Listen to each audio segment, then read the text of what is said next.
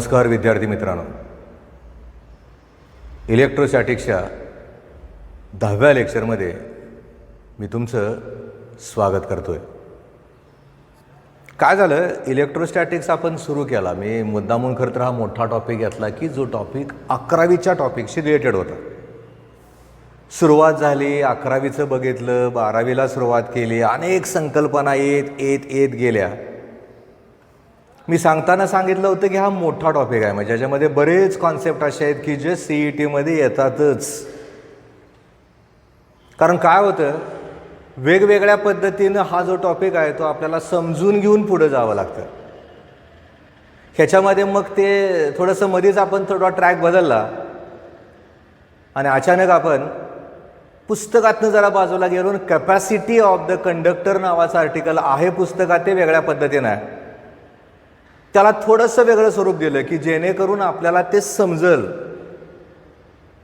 काय संकल्पना पुस्तकातल्या सहजासहजी समजत नाहीत. मग मी तुम्हाला काय सांगितलं की ते आपल्या असणाऱ्या ऑनलाईन लेक्चरमध्ये व्यवस्थित वाचा. वाचता वाचता क्लिअर होत जातं. क्लिअर झाल्यानंतर मग त्या ठिकाणी तिथं असणारा तो जो कॉन्सेप्ट आहे तो कॉन्सेप्ट एकदा स्वतः लिहून काढा वहीमध्ये. नोट्स ह्या अशा गोष्टी आहेत ज्या पुस्तकापेक्षा स्वतः जर तयार केल्या तर जादा आपल्याला फायद्याच्या होतात.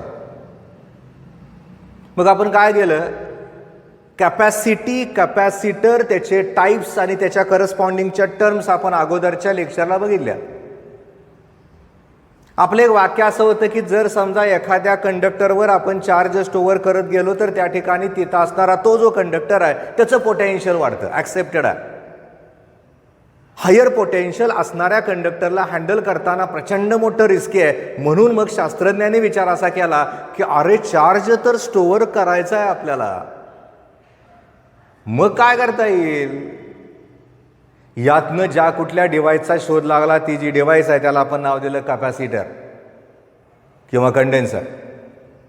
एक वाक्य आपण ठोकून दिलं, capacitor is an electrical arrangement which stores more charge comparatively at lower potential. असं वाक्य पुस्तकात दिलेलं नाही. मुळात ते इतकं शॉर्टमध्ये दिलं आणि त्याचा विचार आपल्याला जरा ब्रॉड करावा लागतो. कारण त्याच्यावरचं नीट, त्याच्यावरचं CET, त्याच्यावरचे MCQs इतक्या सहजासहजी आपल्याला सुटतच नाही. त्याला विचार करावा लागतो जरा जादाचा. माझा बेस जर क्लिअर असेल तर मला पुढचं येतं, नाहीतर नाही येत. मग आपण काय केलं, हे सगळं करता करता याच्या अगोदरचं म्हणजे सध्या खरं तर इलेक्ट्रोस्टॅटिक्सचा 10वा भाग बघतोय आपण. 9व्या भागामध्ये इलेक्ट्रोस्टॅटिक्सचा विचार करत असताना आपण काय केलं तर capacity of the parallel plate कंडेन्सरचं उत्तर काढलं. आणि तसं उत्तर तिथं काढलं जात असताना मी फळ्यावर काय केलं ते नीट बघा. Different cases in case of parallel plate condenser किंवा कॅपॅसिटर म्हणलंय. मुळात खरं तर इथं विचार करत असताना मी सांगितलं होतं की कंडेन्सर आपल्याला अनेक पद्धतीनं बघता येतो, पण तितकं ट्रॅक बदलून नाही जायचं. म्हणून आपण एक थोडक्यात बघितलं, कॅपॅसिटरचे 3 प्रकार असतात. त्यातला पहिला प्रकार होता तो पॅरलल प्लेट, दुसरा स्पेरिकल, तिसरा सिलेंड्रिकल. त्या दोघांचा विचार करतच नाही आपण, आपल्या पुस्तकातच नाही, नुसतं आपण ते समजून घेतलंय. पण पॅरलल प्लेट कंडेन्सरचा विचार करावा लागणार ना आपल्याला. त्याच्यात बऱ्याच केसेस आहेत, बऱ्याच कंडिशन्स आहेत.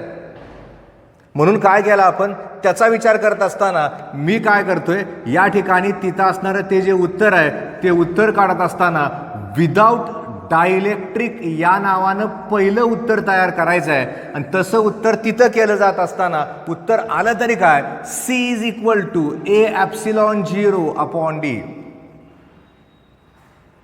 सोपं एक्सप्रेशन होतं ते विचारतात आपल्याला. आणि असं उत्तर तिथं काढलं जात असताना मग मला इथं अजून एक विचार करावा लागतो. जर समजा त्या ठिकाणी तिथं असणारं ते डायइलेक्ट्रिक मीडियम, त्या असणाऱ्या डायइलेक्ट्रिक मीडियमला जर समजा तिथं असणाऱ्या त्या कंडेन्सरच्या 2 प्लेटमध्ये जर आपण इंट्रोड्यूस केलं, समजा त्या ठिकाणी तिथं असणारा तो कंडेन्सर या पद्धतीनं आपण दाखवतोय आणि असा दाखवला जात असताना हे खरं तर एक डायइलेक्ट्रिक मीडियम आहे ज्याचा थिकनेस टी एवढ्या अमाऊंटचा आहे आणि दोन प्लेटमधलं अंतर जे आहे ते डी एवढ्या अमाऊंटचं आहे आणि मला त्या ठिकाणी तिथं असणारं ते जे उत्तर आहे ते उत्तर जर काढायचं झालं तर तिथं असणारं ते जे उत्तर आहे ते मला फळ्यावर लिहिलेल्या फॉर्म्युल्यानं काढता येतं. म्हणजे कुठला formula? C is equal to A epsilon 0 upon D minus T plus T upon K. मुळात खरं तर असा फॉर्म्युला पूर्वी फक्त सीईटीच्या पुस्तकात असायचा. सिलेबस बदलला, नवोदय, CBSE, NCERT या पुस्तकाला समांतर पुस्तक तयार केलं बोर्डानं आणि या टॉपिकमध्ये बरेच चेंजेस करून तो टॉपिक आपल्याकडे आला. पण परत एकदा त्या कोरोनामुळं कमी होत चाललेली शाळा किंवा त्या ठिकाणी तिथं असणारा तो अभ्यासक्रम, मग काय करावं लागलं, यातल्या काही कॉन्सेप्टला त्यांनी कट केले, तात्पुरतं कट केलं या वर्षापुरतं, म्हणजे तुम्हाला नाहीच ते. आणि तसा विचार इथं केला जात असताना पहिला फॉर्म्युला काय होता? C is equal to A epsilon 0 upon D. दुसरा formula C is equal to A epsilon 0 upon D minus T plus T upon K. थोडं रिदमिक वाचा म्हणजे लक्षात राहतं ते. हे पाठ करावं लागेल ना, कारण एक्सप्रेशन बोर्डात विचार देईल की आपल्याला. सीईटीला काय करणार? पण नुसता फॉर्म्युला पाठ करून पण नाही चालत. डी म्हणजे काय, टी म्हणजे काय, हे के म्हणजे काय लक्षात आलं पाहिजे. कारण आत्ताच मी तुम्हाला सांगितलं होतं दोन प्लेटमधलं जे अंतर आहे ते डी आहे. दोन प्लेटच्या मध्ये जे आपण त्या ठिकाणी तिथं असणारं जे डायइलेक्ट्रिक मीडियम इंट्रोड्यूस करतोय त्याची जाडी, त्याचा थिकनेस म्हणजे टी, आणि के म्हणजे डायइलेक्ट्रिक कॉन्स्टंट, जे कुठलं मीडियम आपण दोन प्लेटच्या मध्ये इंट्रोड्यूस करतोय त्याचा तो कॉन्स्टंट झाला. आणि असा विचार इथं केला जात असताना मग मला याच्यामध्ये आता काय अजून कंडिशनचा विचार करायचा. आता मात्र नीट बघा. असा विचार करूयात की माझ्याकडं जर समजा त्या ठिकाणी तिथं असणारा तो जो कंडेन्सर आहे त्याच्या ज्या प्लेट्स आहेत ते या पद्धतीनं आहेत. ह्या ज्या प्लेट्स आहेत त्याच्यामध्ये वेगवेगळी डायइलेक्ट्रिक मीडियम जर समजा आपण त्या ठिकाणी इंट्रोड्यूस केलीत आणि तशी तिथं इंट्रोड्यूस करत असताना याचा थिकनेस T1 आहे, याचा थिकनेस T2 आहे, एन टर्मचा TN आहे, याचा डायइलेक्ट्रिक कॉन्स्टंट K1 आहे, याचा डायइलेक्ट्रिक कॉन्स्टंट K2 आहे आणि याचा समजा KN आहे. आणि आता जर समजा मला कुणी विचारलं की सर असा एखादा कंडेन्सर जर कुणी तयार केला आणि मला जर समजा त्या ठिकाणी तिथं असणारा तो जो कंडेन्सर आहे त्याच्या कॅपॅसिटीचं उत्तर मला काढायचं आहे, तर ते उत्तर मी काढणार कसं? त्यासाठी कुठला फॉर्म्युला मला यूज करावा लागेल? मुळात त्याचं प्रूफ बघूच नका, त्याची गरज नाही आपल्याला. गरज कशाची आहे मला? या ठिकाणी तिथं असणाऱ्या फॉर्म्युल्याची. आणि तो फॉर्म्युला काय आहे? ए epsilon 0 upon T1 upon K1 plus T2 upon K2 plus, किंवा आपण प्लस इथं लिहूयात dash dash TN upon KN. या फॉर्म्युल्याला आपल्याला पाठ करावं लागेल. वेगवेगळी असणारी मटेरियल्स आहेत, वेगवेगळ्या जाडीच्या प्लेट्स आहेत आणि त्या असणाऱ्या नॉन कंडक्टिंग मटेरियलच्या प्लेट्सला दोन कंडेन्सरच्या प्लेटमध्ये इंट्रोड्यूस केलंय. हे करत असताना हे सिरीजमध्ये जोडलेल्या कंडेन्सर सारखं झालं. दोन प्लेटच्या मध्ये वेगवेगळ्या डायइलेक्ट्रिक कॉन्स्टंटच्या असणाऱ्या प्लेटला इंट्रोड्यूस केल्यानंतर त्या ठिकाणी तिथं असणाऱ्या त्या प्लेट्स एखाद्या सिरीज कंडेन्सर सारख्या वाटतील. आणि मला जर समजा तिथं असणाऱ्या कॅपॅसिटीचं उत्तर काढायचं आहे तर मला ए epsilon 0 upon T1 upon K1 plus T2 upon K2 plus dash dash plus TN upon KN या फॉर्म्युल्यानं त्या ठिकाणी तिथं असणारं ते जे उत्तर आहे ते उत्तर काढावं लागेल. मीनवाईल मला जर समजा त्या ठिकाणी तिथं असणाऱ्या त्या ज्या दोन प्लेट्स आहेत त्या अशाच आहेत, पण याच्यामध्ये त्या ठिकाणी तिथं असणारं ते जे मटेरियल आहे ते मटेरियल जर समजा या पद्धतीनं इंट्रोड्यूस केलं असेल जे खरं तर कॅपॅसिटर्स कनेक्टेड इन पॅरलल सारखं वाटेल. असं वाटत असताना याचा डायइलेक्ट्रिक कॉन्स्टंट K1 आहे, याचा K2 आहे, याचा Kn आहे. दोन प्लेट्समधलं अंतर D आहे आणि करस्पॉन्डिंग असणाऱ्या एरिया त्या असणाऱ्या प्लेटच्या करस्पॉन्डिंग आता बदलतील. तशा त्या तिथं बदलल्या जात असताना मला जर समजा आता उत्तर काढायचं आहे आणि तसं उत्तर तिथं काढलं जात असताना C is equal to epsilon 0/D A1 K1 plus A2 K2 plus dash dash AN KN या फॉर्म्युलानं तिथं असणारं ते जे उत्तर आहे ते उत्तर काढावं लागेल.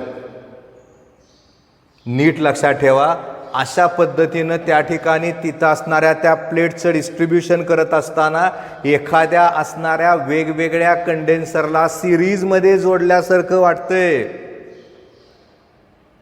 इथं मात्र त्या ठिकाणी तिथं असणारे ते जे कंडेन्सर्स आहेत ते एकमेकाला पॅरलल जोडल्यासारखे वाटते. इथं दिसतंय आपल्याला एरिया कॉन्स्टंट राहतोय, इथं त्या प्लेटच्या करस्पॉन्डिंग एरिया डिस्ट्रीब्यूट होतोय. दोन प्लेटमधलं अंतर मात्र या ठिकाणी तेच राहतंय. त्यामुळं इथं आपण काय केलंय, ॲप्सिलॉन 0/D केलं. A1 K1 A2 K2 पहिला कंडेन्सर त्याचा एरिया A1, दुसरा कंडेन्सर त्याचा एरिया A2, N नंबरचा कंडेन्सर त्याचा एरिया AN. पहिलं डायइलेक्ट्रिकचा कॉन्स्टंट K1, दुसऱ्याचा K2 आणि KN. त्यामुळं आपल्याला त्या ठिकाणी तिथं असणारं ते जे उत्तर आहे ते उत्तर काढताना या फॉर्म्युल्याचा वापर नक्की करता येईल. समजून घ्या, कारण आपल्याला वेगवेगळ्या कंडिशनचा विचार करून आपण त्या ठिकाणी तिथं असणारं ते उत्तर काढतोय आणि तसं उत्तर इथं काढलं जात असताना याच्यामध्ये अजून एक केस आहे, पाचवी कंडिशन आहे. जर समजा त्या ठिकाणी तिथं असणारं ते डायइलेक्ट्रिक मीडियम जे आहे ते कम्प्लिटली फिल्ड असेल किंवा त्या असणाऱ्या दोन प्लेटमध्ये जर त्याला इंट्रोड्यूस केलं असेल तर तसं तिथं इंट्रोड्यूस करताना पूर्णपणे K हा डायइलेक्ट्रिक कॉन्स्टंट जर समजा दोन प्लेटच्या मध्ये जर ठेवला आहे आणि मला कॅपिटल Cचं म्हणजे कॅपॅसिटीचं उत्तर काढायचं आहे तर माझा फॉर्म्युला आहे A ॲप्सिलॉन 0K/D. आपल्याला त्या ठिकाणी तिथं असणारी ती जी उत्तर आहे ती उत्तरं काढली जात असताना या असणाऱ्या सगळ्या फॉर्म्युल्याला डोक्यात ठेवावंच लागतं. मी काय म्हणतोय, अनेक ठिकाणी अनेक पद्धतीनं यूट्यूबवर शिकवणारे अनेक शिक्षक आहेत. काय इंग्लिश टू इंग्लिश जातात, काय हिंदीमध्ये जात असतील, काय मराठीमधनं शिकवतात. पण मी तुमच्या भाषेत शिकवायचा प्रयत्न करतोय, तुमच्यापर्यंत पोचायचा प्रयत्न करतोय. मी जर समजा फिजिकली तुमच्यापर्यंत जर पोचू शकत नसेल तर या असणाऱ्या ॲपच्या माध्यमातून, या असणाऱ्या व्हिडिओच्या माध्यमातून, यूट्यूबच्या माध्यमातून मी जेवढं शक्य आहे तेवढं सोपं करायचा प्रयत्न करतोय. प्रचंड तुमच्या डोक्यामध्ये भरणारच नाही मी, ती वेळ नाही, कारण त्या पद्धतीनं ते पुन्हा थोडं सोपं आलं तर अवघड येतं ना, नाहीतर अवघड येणार कसं, फ्रस्ट्रेशन येत राहतं, नाही वाटत नको. अशा परिस्थितीमध्ये आपल्याला या पद्धतीनं त्या ठिकाणी तिथं असणाऱ्या त्या कॉन्सेप्टचा विचार नक्की करावा लागतो.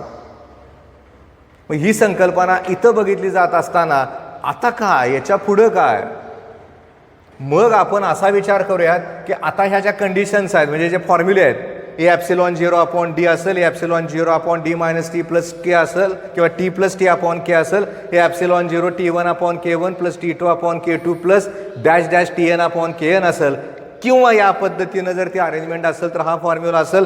कम्प्लिटली जर मटेरियल त्या दोन प्लेटच्या मध्ये जर इंट्रोड्यूस केलं असेल आणि कॅपॅसिटीचं उत्तर जर काढायचं झालं तर A ॲप्सिलॉन 0K/D न उत्तर आपण नक्की काढू शकतो. कारण काय होतं, ह्या ज्या संकल्पना आहेत त्या जर क्लिअर झाल्या तर आपल्याला याच्यामधली गणितं सोडवता येतात, नाहीतर मग गणितच कळत नाहीत. मुळात हे जे बेसिक कॉन्सेप्ट आहेत जेवढं शक्य आहे तेवढं मी तुमच्यापर्यंत पोचवायचा प्रयत्न करतो. मी अगदीच सांगितलं होतं की सगळं कळलं असं नाही होत, कारण आत्ता या इन्स्टंटला मी डायरेक्टली तुमच्या समोर नाही आहे, त्यामुळे ते डायरेक्टली समोर असल्याशिवाय ते सगळं क्लिअर होतं असं नाही होत. पण तरीसुद्धा या पद्धतीनं शिकत असताना सुद्धा मला बऱ्याच वेळा तुम्ही माझ्या समोर आहे असंच वाटत राहतं, मी तसंच शिकवतोय. आणि असं शिकवलं जात असताना मग मात्र तुमची जबाबदारी आता जादाची वाढलेली असते. कारण 31 तारखेपर्यंत अजून असं ठरलं की शाळा सुरू नाही होणार आहेत. म्हणजे परत एकदा आपण त्या पद्धतीनं ऑनलाईन शिक्षणच घेत राहतोय. कारण परत तीच अवस्था आहे की बाबा शाळा सुरू होणार तरी कधी, हा प्रश्न तसाच राहणार आहे. कारण अजून तरी शासनाचं धोरण शाळा सुरू करण्याच्या बाजूला ॲब्सोल्युटली नाही. आणि अशा परिस्थितीमध्ये जर समजा आपल्याला एखादं जर एक्झाम्पल म्हणून असणाऱ्या कॉम्बिनेशनचा विचार करून एखादं उत्तर जर विचारलं, असं समजूयात की आपल्याकडं त्या ठिकाणी तिथं असणारे ते जे कंडेन्सर्स आहेत ते या पद्धतीनं आहेत. आणि अशा असणाऱ्या ह्या कंडेन्सरच्या करस्पॉन्डिंग जर समजा आपल्याला उत्तर जर विचारलं तर त्या ठिकाणी तिथं असणारं ते जे उत्तर आहे ते उत्तर काढता आलं पाहिजे. कंडेन्सरची अरेंजमेंट आहे. प्रत्येक कंडेन्सरची कॅपॅसिटी सी आहे. आणि अशा सी कॅपॅसिटर असणाऱ्या या अरेंजमेंटसाठी आपल्याला ए बीमध्ये कॅपॅसिटीचं उत्तर किती असेल ते उत्तर काढायचं आहे. मग ते उत्तर काढायचं कसं, त्यासाठी काय करायचं, कसं उत्तर काढलं जातं.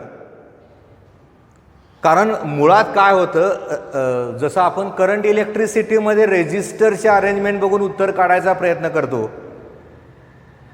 तसं इलेक्ट्रोस्टॅटिक्समध्ये आपल्याला कॅपॅसिटरच्या अरेंजमेंटचा विचार करून त्या ठिकाणी तिथं असणारं ते जे उत्तर आहे ते उत्तर काढता येतं आणि ते काढावं लागतं. या पद्धतीनं जर समजा त्या ठिकाणी तिथं असणारे ते कंडेन्सर जर जोडलेले असतील तर नेहमी लक्षात ठेवायचं आहे, अशा असणाऱ्या कंडेन्सर असतील, रेजिस्टर असतील, फक्त फॉर्म्युल्यामध्ये इकडं तिकडं उलटं सुलटं आपण बघितलंय, त्याचा वापर करून आपण उत्तर काढू शकतो. हे कळलं तर रेजिस्टरचं कळतं. मुळात मला खरं तर अशा प्रकारच्या कॉम्बिनेशनचा विचार करून उत्तर काढलं जात असताना खालून वर जावं लागतं. खालून वर जायचं म्हणजे काय करायचं, पहिल्यांदा मी काय करतोय बघा, या दोन कंडेन्सरच्या करस्पॉन्डिंग मी पहिल्यांदा या ठिकाणी डॉटेड लाईननं तुम्हाला इथं दाखवतोय. आणि मी प्रश्न तुम्हाला असा विचारला की अरे बाबा सांग, हे दोन कंडेन्सर तुला कुठल्या कॉम्बिनेशनला जोडल्यासारखे वाटत आहेत. तुम्ही काय म्हणणार की सर दिसतंय की आम्हाला ते दोन पॅरलललाच आहेत. त्यामुळे मी असा विचार केला की जर समजा त्या ठिकाणी तिथं असणारे ते दोन कंडेन्सर एकमेकाला पॅरलल असतील आणि मला त्याचं उत्तर काढायचं आहे, तर ते उत्तर काढत असताना माझ्या डोक्यामध्ये एक आयडिया आहे, एक क्लिक आहे. कुठली आयडिया आहे, दोघांचा गुणाकार भागिले दोघांची बेरीज.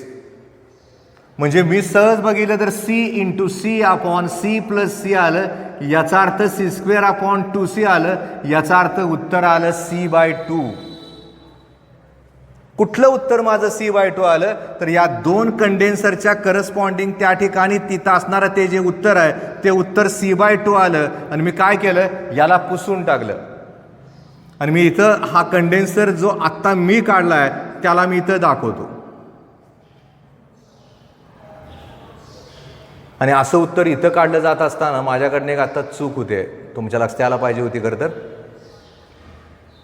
कारण मगाशी जे दोन कंडेन्सर्स आहेत ते सिरीजमध्ये नव्हते, पॅरलल आहेत.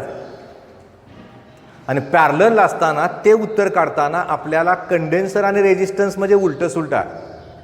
याचा अर्थ असा झाला, या फॉर्म्युलाचा वापर इथं न करता आपल्याला इथं थोडासा वेगळा फॉर्म्युला यूज करावा लागेल. म्हणजे काय करावं लागेल, इथं दोघांची बेरीज घ्यावी लागेल आणि त्याला 2c म्हणावं लागेल. याचा अर्थ इथं मला तिथं असणारं ते जे उत्तर आहे ते उत्तर 2c काढावं लागेल. असं बऱ्याच वेळा कन्फ्युजन होतं. रेजिस्टन्स आणि कंडेन्सरमधलं कन्फ्युजन आपण टाळायचं इथं. त्यामुळे दोन कंडेन्सर्स आहेत, एकमेकाला तिथं पॅरललमध्ये जोडलेत, पॅरललमध्ये फक्त दोघांची बेरीज करावी लागेल. त्याचं जे उत्तर आहे ते माझं 2c आलं. त्यामुळे हा जो कंडेन्सर आहे याला पुसून टाकलं, त्याचं उत्तर मी 2c ठेवलं. आणि आता या दोन कंडेन्सरचा विचार केला, c आणि 2cचा. या दोन कंडेन्सरचा विचार केला तर माझ्या लक्षात असे येते की अरे या ठिकाणी तिथं असणारं ते पहिलं सिरीज कॉम्बिनेशन आहे, सिरीजला उलटा आहे. म्हणजे आता काय करावं लागेल, दोघांचा गुणाकार भागिले दोघांची बेरीज करावी लागेल. 2c into C upon c plus 2c करावं लागेल. याचा अर्थ असा झाला, इथं 2c² आलं अपॉन 3c आलं. याचं उत्तर तयार झालं आणि ते जे उत्तर आहे ते उत्तर झालं 2/3c. कसं केलं ते नीट बघा. गोंधळ टाळा. सी आणि 2C नावाचे दोन कंडेन्सर्स आहेत, एकमेकाला सिरीजमध्ये जोडल्यासारखे आहेत. सिरीजचं उत्तर काढताना दोघांचा गुणाकार भागिले दोघांची बेरीज. C into 2C upon C plus 2C, 2C² आलं अपॉन 3C आलं, एक सी कॅन्सल झालं, उत्तर 2/3C आलं. याचं उत्तर माझं मी इथं लिहून टाकतो आणि ते जे उत्तर आहे ते उत्तर माझं आलं 2/3C. मी पुसतोय मुद्दामून की जेणेकरून तुम्हाला ते समजत जाईल. अशा प्रकारच्या एखाद्या इलेक्ट्रिकल नेटवर्कला आपल्याला आत्ता कळलं तर आपण पुढची इलेक्ट्रिकल नेटवर्क आरामात सोडवू शकतो. मग विचार असा करूयात की बाबा इथं 2/3C आहे, इथं C आहे, हे कॉम्बिनेशन कुठलं आहे त्याचा विचार जर आपण इथं केला तर लक्षात नक्की येतं की परत एक पॅरलल कॉम्बिनेशन आहे, त्याला सिम्बॉलिक आपण CP2 लिहूयात, दुसरं पॅरलल कॉम्बिनेशन. कुठल्या कुठल्या दोन कंडेन्सर्स आहे, त्यातला पहिला कंडेन्सर आहे 2/3C आणि दुसरा कंडेन्सर आहे C. आता मात्र बेरीज केली आपण, मगाशी आपण कन्फ्यूजमध्ये थोडं चुकीचं झालं, कट केलं आणि क्लिअर करून घेतलं आपण. हे माझं जसं झालं तसं तुमचं तर जास्त होऊ शकतं, म्हणून थोडंसं सावध होऊन ते आपल्याला करावं लागेल. त्यामुळे इथं नक्की लक्षात ठेवा, इथं 2/3C आहे, इथं C आहे, दोघांची आपण बेरीज केली आणि तशी जर तिथं बेरीज केली तर याचं उत्तर जे आहे ते 5/3C आलं, हे CP2 आलं. 3 + 2 लसाई 5, 3 आला, 3 + 2 5 आलं. त्याचं उत्तर आलं 5/3C. कुठल्याचं उत्तर आलं आता मी याला इथं पुसून टाकतोय आणि याला पुसून टाकत असताना याचं जे उत्तर आलंय त्या उत्तराला आपण इथं लिहूयात आणि ते उत्तर मी इथं मुद्दामून लिहून टाकतो. माझं उत्तर आलं 5/3C आणि हा जो C आहे तो परत इथंच ठेवला. आता काय झालं, या दोन कंडेन्सरचा विचार करून आपण फायनल उत्तराकडे चाललोय आणि अशा उत्तराकडे इथं जात असताना आपण आता 5/3Cचा आणि या Cचा विचार करतोय. दिसतंय आपल्याला ना, या कंडेन्सरचा विचार केला तर ते जे कॉम्बिनेशन आहे ते याच्यानंतरचं दुसरं सिरीज कॉम्बिनेशन आलं. जर समजा त्या ठिकाणी तिथं असणारं ते जे कॉम्बिनेशन आहे याच्यानंतरचं सिरीज कॉम्बिनेशन आलं असेल आणि आता जर आपल्याला त्या ठिकाणी तिथं असणारं ते जे उत्तर आहे ते उत्तर काढायचं असेल, मी याला सेकंड सिरीज कॉम्बिनेशन या नावाने इथं रिप्रेझेंट करतोय. C आणि 5/3C आहे. परत एकदा तेच करावं लागेल आपल्याला, दोघांचा गुणाकार आणि दोघांची बेरीज. C इंटू 5/3C आलं, C प्लस 5/3C आलं. याचा अर्थ असा झाला इथं 5/3² आलं आणि इथं जर बघितलं तर या ठिकाणी 5 आणि 3 8/3C आलं, एक C कॅन्सल झालं. इथं 5/3C आहे, इथं 8/3C आहे. याचा अर्थ त्याचं जे उत्तर आहे ते उत्तर तयार झालं 5/8C. तर 3 ला 3 कॅन्सल झालं. म्हणजे आता आपण याचं उत्तर काढलं 5/8C.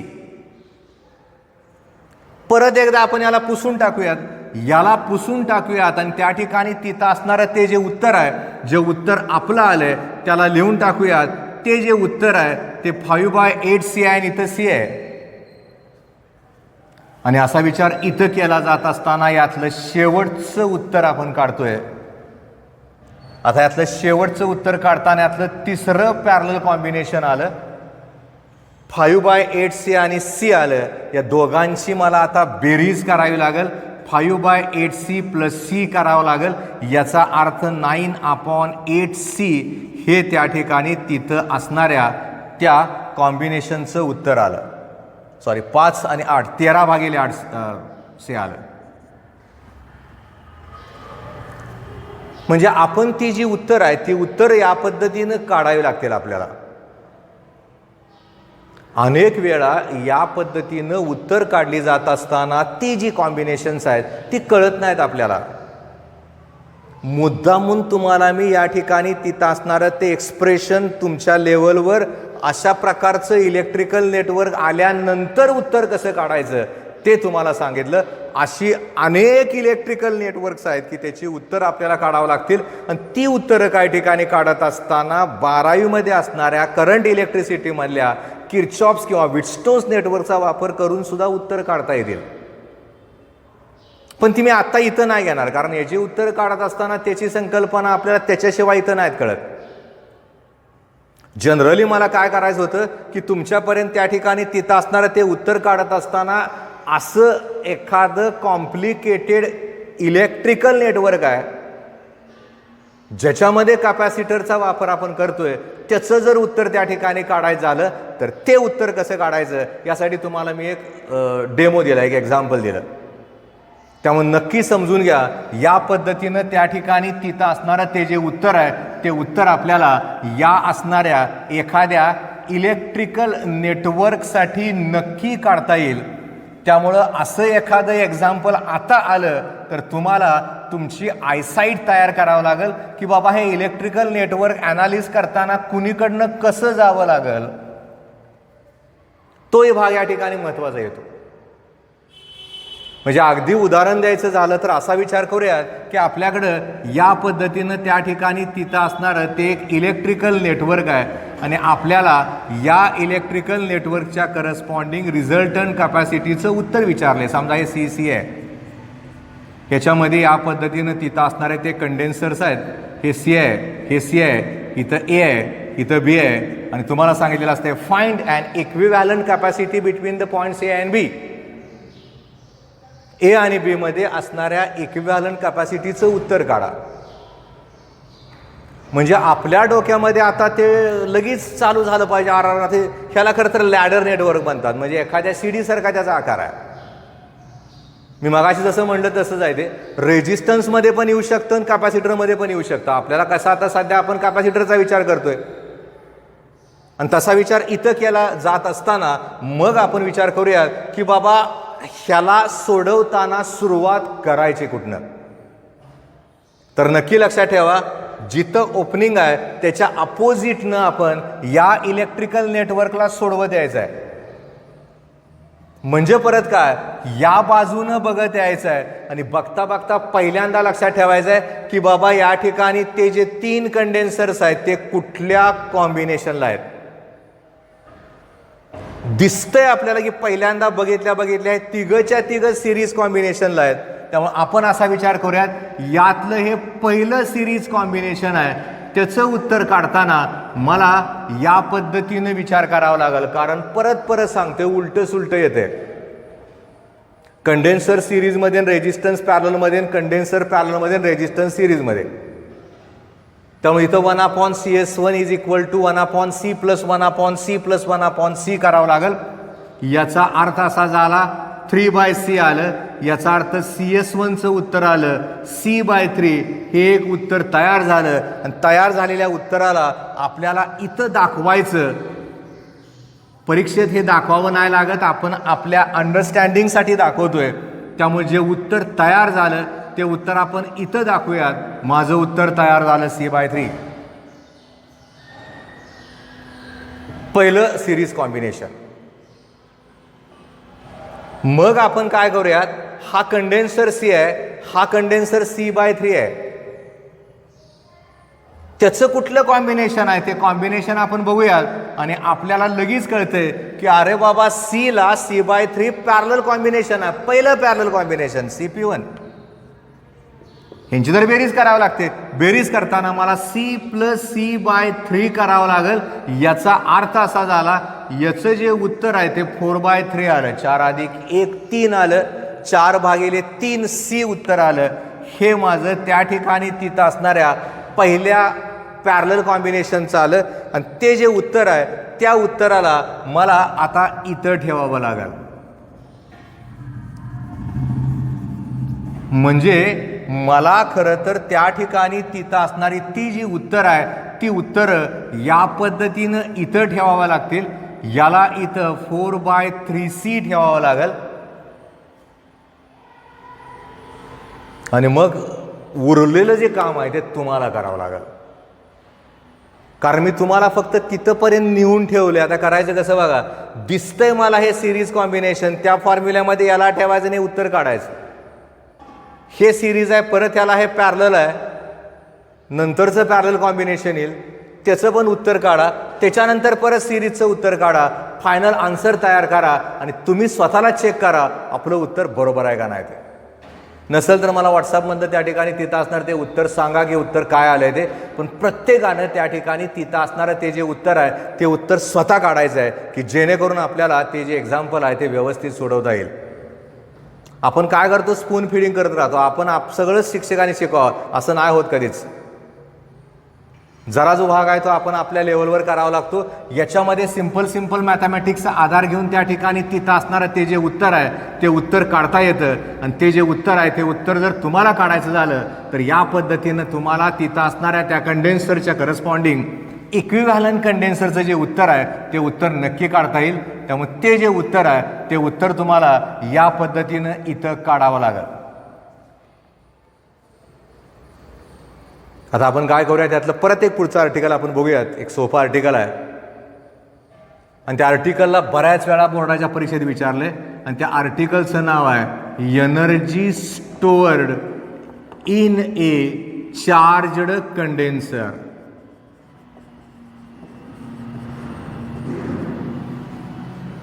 म्हणजे आपल्याला त्या ठिकाणी तिथं असणारं ते जे उत्तर आहे ते उत्तर काढायचं आहे. एखाद्या कंडेन्सरला चार्ज केल्यानंतर त्याच्यामध्ये किती प्रमाणात एनर्जी स्टोअर होते त्याचं उत्तर आपल्याला काढायचं आहे. पुस्तकात डायरेक्ट उत्तर दिल्यासारखं दिलं, पद्धत तीच आहे पण थोडं वेगळ्या पद्धतीनं दिलं, एकदम शॉर्टमध्ये दिलं. मी त्याला व्यवस्थित एक्सप्रेशनमध्ये रूपांतर करून देतो कारण हे फार वेळा विचारलं गेलं आणि विचारतात. एक कल्पना करूयात की माझ्याकडे हा एक कंडेन्सर आहे, पॅरलल प्लेट आहे. याच्यावर या ठिकाणी तिथं असणारे ते जे चार्जेस आहेत ते डिपॉझिटेड आहेत. याची जी आतली बाजू आहे त्याच्यावर पण चार्जेस आहेत. आणि आपण असा विचार करूयात की हा जो कंडेन्सर आहे या कंडेन्सरची जी कॅपॅसिटी आहे ती कॅपिटल सी एवढ्या अमाऊंटची आहे आणि याच्यावर मॅक्झिमम चार्ज मी क्यू एवढे डिपॉझिट करतोय की ज्याच्यामुळे तिथं असणारं ते जे पोटेन्शियल आहे ते व्ही एवढं तयार होतं. म्हणजे याच्यापेक्षा चार्ज जादाचे मला त्याच्यावर स्टोअर करता येत नाहीत आणि करस्पॉन्डिंग असणारं जे पोटेन्शियल आहे ते याच्यापेक्षा जास्त वाढणारच नाही. ही एक त्या कंडेन्सरची फायनल स्टेज झाली. आता मी काय केलं, तिथं असणारा तो जो कंडेन्सर आहे त्या कंडेन्सरला डिस्चार्ज केलं. त्याच्यावर आता मी चार्ज डिपॉझिट करत चाललोय. करता करता अचानक मी मध्ये थांबलो आणि थांबल्यानंतर त्या ठिकाणी तिथं असणारे ते जे चार्जेस आहेत ते स्मॉल क्यू अमाऊंटचे आहेत आणि त्या ठिकाणी पोटेन्शियल पण कमी होईल. ते स्मॉल व्ही एवढ्या अमाऊंटचं असेल. कसं बघतोय ते नीट बघा. पुस्तकात एकदम शॉर्ट दिलंय, आपल्याला ते कळत नाही आत्ता. एक कंडेन्सर ज्याची कॅपॅसिटी कॅपिटल सी, दुसऱ्याची कॅपॅसिटी कॅपिटल सीच राहणार कारण कॅपॅसिटी बदलणार नाही. फायनल चार्ज क्यू आहेत, फायनल पोटेन्शियल व्ही आहे. त्याला आता चार्ज करत चाललोय. चार्ज करता करता त्याच्यावर स्मॉल क्यू एवढ्या अमाऊंटच्या चार्जला डिपॉझिट केलंय. स्मॉल व्ही एवढ्या अमाऊंटचं पोटेन्शियल तयार झालं आणि आता मी काय करणार आहे, या असणाऱ्या त्या चार्जड कंडेन्सरवर अजून डी क्यू एवढ्या अमाऊंटचा चार्जला मला जास्त त्यात ॲड करायचा. आता कसं करतोय बघा. याला डिस्चार्ज केला, क्यू अपॉन व्ही आलं. आता त्याच्यामध्ये मी स्मॉल डी क्यू एवढ्या अमाऊंटच्या चार्जना डिपॉझिट करायचा प्रयत्न करतोय. मला तिथं वर्क करावं लागेल. Work is equal to potential difference into charge. त्यामुळे माझं जे वर्क आहे ते डी डब्ल्यू असेल, व्ही एवढं पोटेन्शियल असेल आणि चार्ज जे मला त्याच्यात डिपॉझिट करायचं आहे ते डी क्यू एवढ्या अमाऊंटचे आहेत. वर्क म्हणजे पोटेन्शियल डिफरन्स आणि चार्जचा गुणाकार. आपण बघितलं इलेक्ट्रिसिटीमध्ये येतं ते. मग मी पुढं परत ह्याचा विचार केला. मी डी डब्ल्यूला लिहितोय, लहानसं वर्क आहे. डी डब्ल्यूला लिहिताना व्हीची जी किंमत आहे ती माझी क्यू सी, इथं बघा तुम्ही, C is equal to Q upon V आहे. व्हीचा विचार केला तर क्यू अपॉन सी आहे. त्यामुळे इथं जर आपण बघितलं तर या ठिकाणी क्यू अपॉन सी आलं, या ठिकाणी आलं डी क्यू.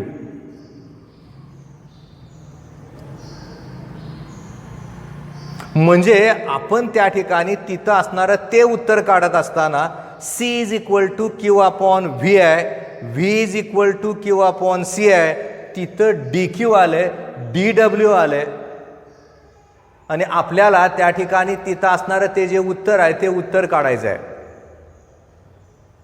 आणि तसं ते उत्तर तिथं काढलं जात असताना मग आपण असा विचार करूयात की आता याला फायनलकडे घेऊन जायचं आहे. लहानाकडनं फायनलकडे जाताना आपल्याला 100% माहिती आहे इंटिग्रेशनचा आधार घ्यावा लागतो. इथं इंटिग्रेशन ऑफ डी डब्ल्यू घ्यावं लागेल, इथं इंटिग्रेशनला 0 टू क्यू घ्यावं लागेल, Q upon C D Q घ्यावं लागेल. मी कॅपिटल क्यू का घेतलं तर मला त्या ठिकाणी तिथं असणाऱ्या त्या कंडेन्सरवर 0 पासून कॅपिटल क्यू पर्यंतच्या चार्जला डिपॉझिट करायचं आहे. त्यामुळं integration of D W is equal to 0 to Q Q by C D Q आलं. आणि असं करता करता मला लक्षात आलं की बाबा त्या ठिकाणी तिथं असणारं जे 1 अपॉन सी आहे त्याला इंटिग्रेशन साईनच्या बाहेर काढलं. इथं लिहित असताना 0 टू क्यू झालं, या ठिकाणी आलं क्यू इंटू डी क्यू. बरं, एक्स डी एक्सचं इंटिग्रेशन काय येतंय मागं आपण अनेक वेळा बघितलंय, त्याचं उत्तर येतं x²/2. तसं क्यू डी क्यूचा जर विचार केला तर त्या ठिकाणी तिथं असणारं ते जे उत्तर आहे ते उत्तर येणार आहे q²/2. याला लिहिलं 0 टू क्यू.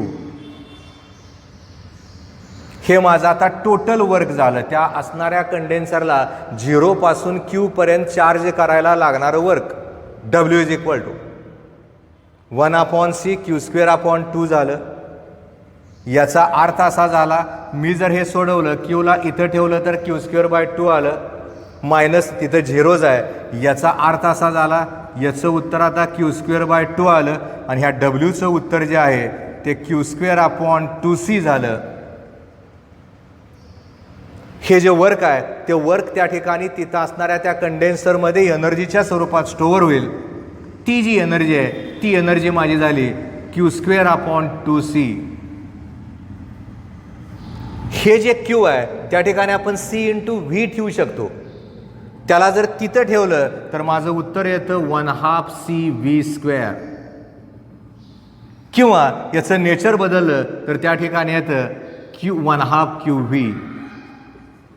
म्हणजे आपल्याला त्या ठिकाणी तिथं असणाऱ्या त्या एनर्जीला या पद्धतीनं दाखवता येतं, त्याचं रिप्रेझेंटेशन करता येतं.